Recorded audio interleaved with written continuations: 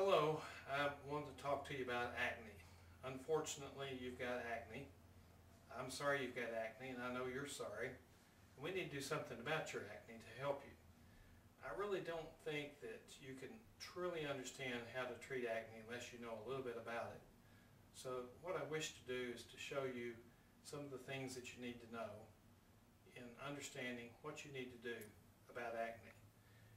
You can go to the dermatologist, you can get medicines, you can get all sorts of medicines, but if you don't work at it, then really you won't see your acne disappear. Acne disappearing is not magic. It depends entirely upon you after the doctor has given you the appropriate medicines. There are various ideas about why acne appears, and again, I'm sorry you've got it, but the more you understand about how acne seems to appear, then the better off you'll be. What I want to do today is talk about acne from the mainstream point.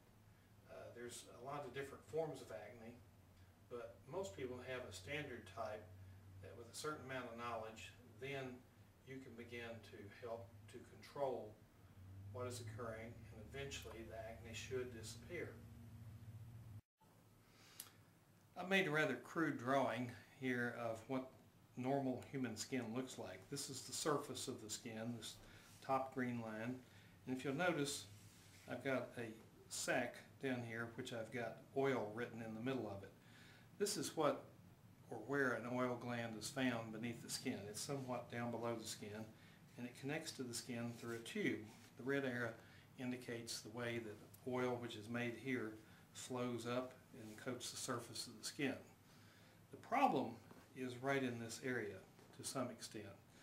The problem also is germs. Germs that ordinarily on your skin, they're there to protect you from situations where other bacteria might invade your skin, or fungus. They're actually protective, but it's sort of like having some dogs at home that turn over your trash can. You like your dogs, but they keep turning over your trash can. Acne is sort of like the trash can. The germs are causing the oil to be consumed. When they break the oil down, they break the oil down into various things which irritate the skin, and you get what you call acne. Interestingly enough, nobody seems to know where the word acne comes from. Here's my next drawing that I've made.